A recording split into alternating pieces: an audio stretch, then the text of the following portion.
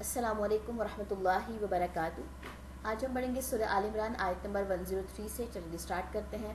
اعوذ باللہ من الشیطان الرجیم، بسم اللہ الرحمن الرحیم۔ واعتصموا، اور مضبوطی سے پکڑ لو، بحبل اللہ، اللہ کی رسی کو، جمیعاً سب کے سب، ولا اور نہ، تفرقوا تم فرقہ فرقہ بنو، واذکروا اور یاد کرو، نعمتا نعمت کو، اللہ کی، علیکم اپنے اوپر، اذ جب، کن تم تھے تم، اعداء دشمن، فالفا تو اس نے الفت ڈال دی، بینا درمیان، قلوبکم تمہارے دلوں کے، فاصبحتم تو ہو گئے تم، بنعمتہ اس کی نعمت سے، اخوانا بھائی بھائی، وکنتم اور تھے تم، علی شفا کنارے پر، حفرۃ گڑھے کے، من النار آگ کے، فانقذکم تو اس نے بچا لیا تمہیں، منہا اس سے، کذالک اسی طرح، یبین واضح کرتا ہے اللہ لکم تمہارے لیے، آیات ہی آیات اپنی، لعلکم تاکہ تم تہتدون تم ہدایت پا جاؤ، ولتکن اور ضرور ہو، منکم تم میں سے، امتن ایک گروہ، یدعون وہ جو دعوت دیں، الخیری طرف خیر کے، ویأمرون اور جو حکم دیں، بالمعروفی نیکی کا، وینہون اور جو روکیں، عن المنکر برائی سے، وَأُولَئِكَ اور یہی لوگ ہیں، ہم وہ، المفلحون جو فلاح پانے والے۔ اب ان دونوں آیات کا خلاصہ دیکھ لیتے ہیں۔ کیا بتایا گیا ہے کہ اور مضبوطی سے پکڑو اللہ کی رسی کو، سب کے سب، اور نہ تم فرقہ فرقہ بنو، اور یاد کرو اللہ کی نعمت کو اپنے اوپر، جب تم دشمن تھے اللہ نے تمہارے دلوں میں الفت ڈالی، محبت ڈالی، تو تم بھائی بھائی ہو گئے۔ یہ نعمت ہے، یہ سوچنے والی بات ہے۔ اور تھے تم کنارے پر گڑھے کے، آگ کے، یعنی کہ آگ کے کنارے پر تھے، تو اس نے بچا لیا تمہیں اس سے، یعنی کہ اگر انسان کی طرح نہیں کرتا ہے تو وہ جو ہے اللہ تعالیٰ کی ناراضگی کو مول لیتا ہے۔ اسی طرح واضح کرتا ہے اللہ تمہارے لیے آیات اپنی تاکہ تم ہدایت پاؤ، اور ضرور ہو تم میں سے ایک گروہ کے لوگ جو دعوت دیں گے، جو دعوت دیں طرف خیر کے، اور جو حکم دیں نیکی کا، اور جو روکے برائی سے، اور یہی لوگ ہیں جو فلاح پانے والے ہیں۔ کیا ہم میں سے کوئی ایسا ہے جو امر بالمعروف اور نہی عن المنکر کرے، نیکی کا حکم دے اور برائی سے روکے؟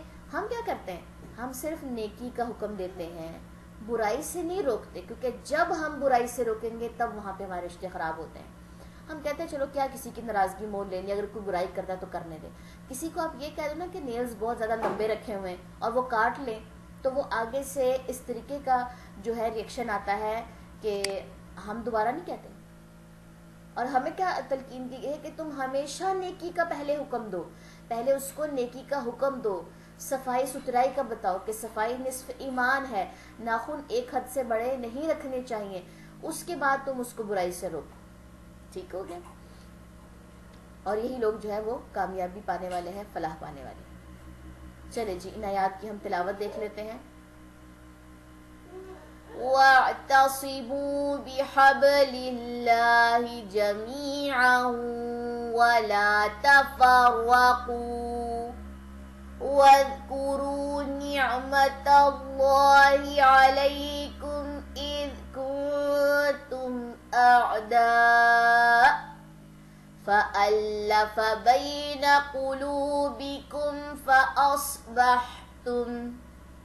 فَأَصْبَحْتُمْ